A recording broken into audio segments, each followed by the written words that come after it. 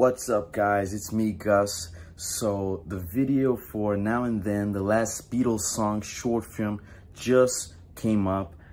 I wasn't expecting this, I wasn't expecting to do this video right now, but I haven't watched it. This will be my first time reacting to it. I'll be watching with you guys. So without further ado, let's go. Leave a like, subscribe, comment what you think about the video, and let's just watch it. I'm so excited. Oh my god.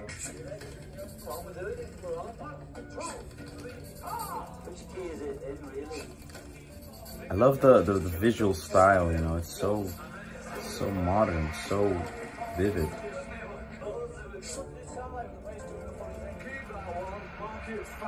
And the quality is just so good, man.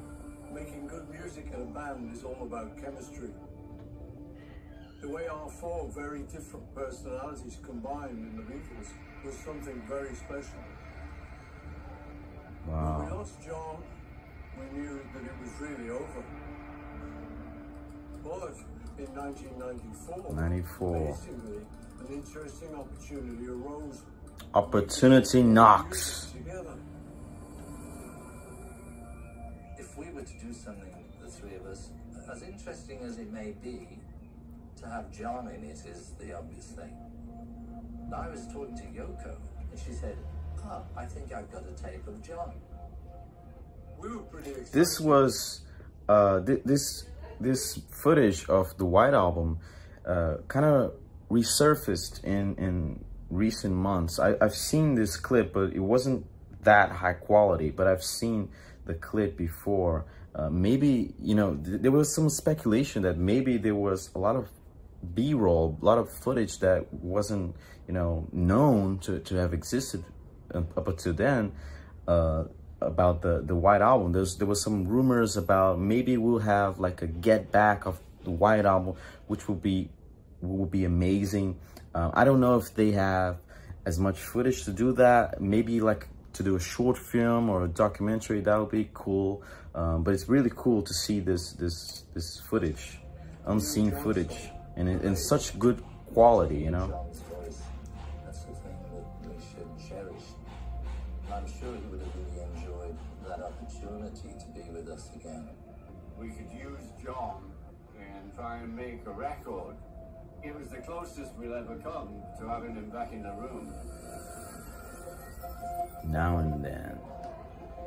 I can't believe it's happening, man. It's been speculated for decades now. It's crazy. I do remember living in the Dakota with Dad and Mom. There's this impression that my dad stopped doing music for a while to raise me, which I think is partially true in terms of him not touring and not fulfilling any major record label obligations. But he was always playing music around the house. There's so much music that John Lennon made him recording it in the 70s, late 70s. Like, Mom had these handful of songs that my dad hadn't finished. so much good stuff. And he gave them to the other Beatles. You could make like 3 albums of unfinished John Lennon material from the late 70s. Down to my studio. It's crazy. Nice that. Fab. We listen to the track. There's John in his apartment in New York City, banging away at his piano, doing a little demo. Is it something we shouldn't do? Every time I thought like that, I thought, wait a minute. Let's say I had a chance to ask John, hey John, would you like us to finish this last song of yours? Yes. I'm telling you, I know the answer would have been, yeah. Yeah. He would have loved that. Of course. It's amazing, man. That's true. Just voice and piano, it's so powerful. It was very strange when we started that there's only 3 of us after all those years and all that life. John, go up on the catalog.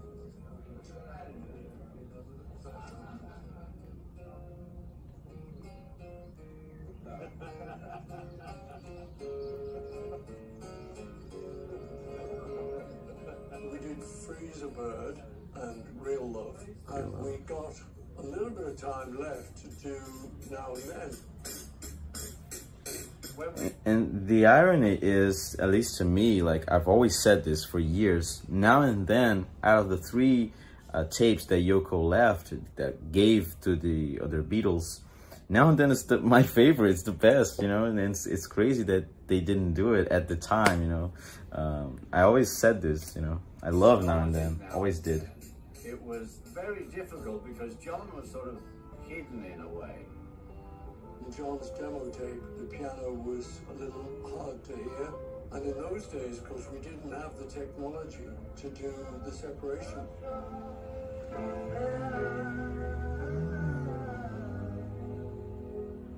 That's computer stuff. You know, I was telling you a year ago, Jeff was doing this thing on his computer, but it opens up a whole other kettle of fish. Kind of wants to, but will it open another year of work? It really brought to the fore, to the three of us, that John's gone. Yeah. Every time I wanted a little bit more of John's voice, this piano came through, it clouded the picture. Okay, they're showing the difficulties of making the song at that time, you know. And it was like, well, I don't know, maybe we'll leave this one.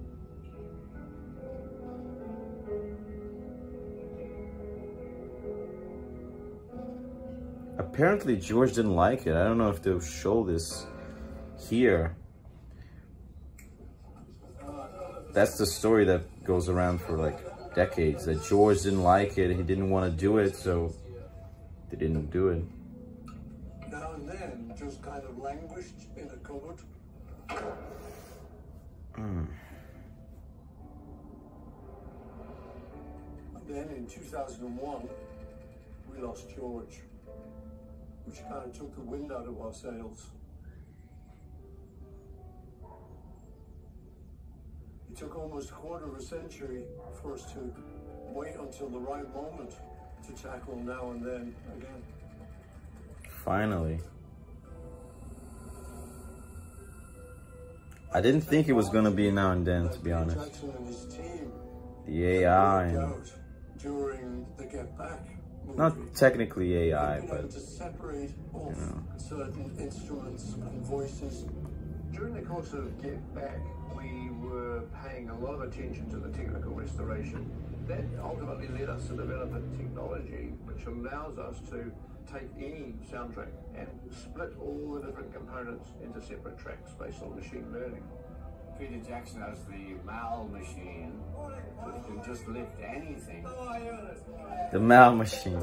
We thought, well, we better send John's voice to them off the original cassette. Why not, you know? My dad was try it. that because he was never shy to experiment with recording technology. I think it's really beautiful. They said, this is the sound of John's voice. A few seconds later, Straight out of a sci-fi movie, you know? John's voice, crystal clear. Crystal clear. I know it's true. It's all because of you. This is out of cassette tape. Like a trashy cassette tape in the 70s, you know? It's such high quality.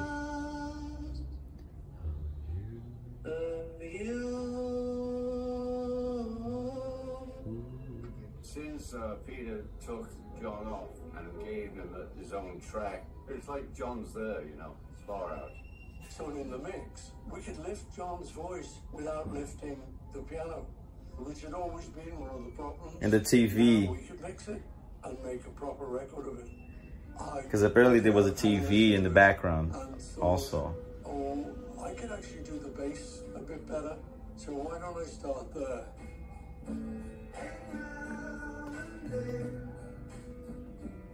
Paul called me up and said he'd like to work on Now and Then. What do you think? I think it's great.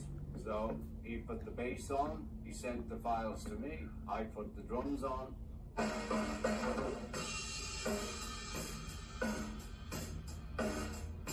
30 years later.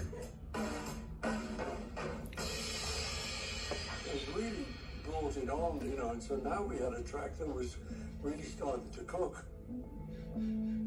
That's the thing that was missing, I think. It was the Paul's bass playing. And Ringo's too, but I've seen some covers that really, you know, really were faithful to Ringo's style, I guess. We wanted to go to Capitol Studios because that had been EMI and it was sort of Beatley. Capitol. Giles worked up an arrangement like Giles' dad would have done in the old days.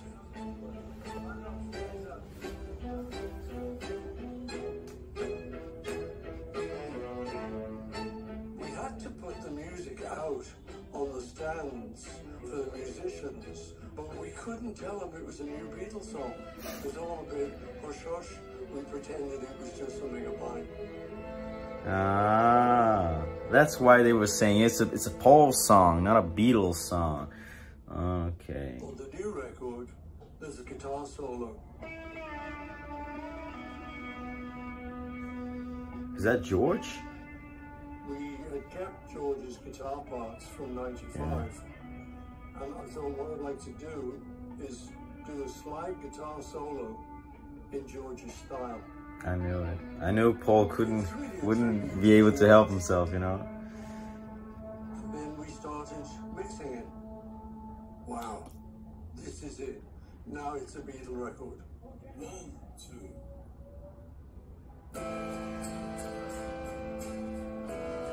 Guitar, It was piano. incredibly touching to hear them working together after all the years that my dad had been gone. I think they just kept it, the voice of John, you know. Paul and George and Ringo will get to. It makes sense because the piano is just like not very good quality, you know. You would end up like Real Love, you know, where they had to maintain John's piano in Real Love, if I'm not mistaken, and the quality was like big shaky, you know. It makes sense. All those memories come flooding back. My God, how lucky was I to have those men in my life and to work with those men so intimately and to come up with such a body of music. And what a time to be a Beatles fan, you know? To still be working on Beatles music in It's crazy. 2023. Wow. We had Get Back, we had now this. With Like, state-of-the-art technology, which is crazy. something the Beatles would have been very interested in. Yeah, Now and then, it's probably like the Last Beatles Song. probably, And you we've all know. played on it, so it is a genuine Beatle recording. Yeah.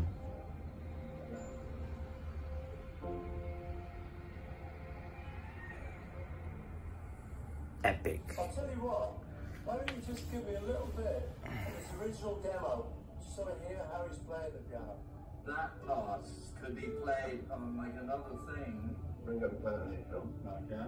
Yeah, tune totems. Yeah. We'll come in after this. Yeah, and I'm thinking verse 3 could be... Ah. I wish they would release this footage, you know, more of this footage from the '94 session, you know. D.I.M. son, do it now. I think they wouldn't do that because apparently there was, you know,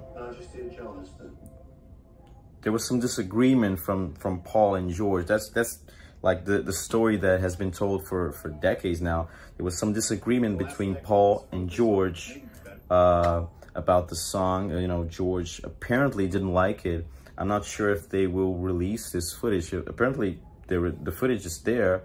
It exists, so we know that. But I don't know if they are willing to like show that, because that shows a not very nice picture of their relationship at the time. You know, '94.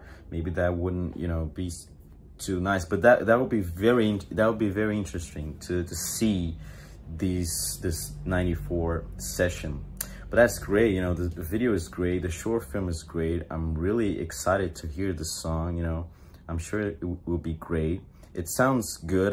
Some people were worried that, oh, it would be too like Imagine Dragons. I saw some comments saying that, but apparently no. Apparently they really kept the Beatle magic intact, and I'm sure it will be great. I'm very excited. And tomorrow I will be reacting to the new and last Beatles song, Now and Then, in this channel too. So stay tuned tomorrow. I hope you like this. I really liked this short film. I'm really excited. So leave a like, comment below what you thought about the short film, and I'll see you next time.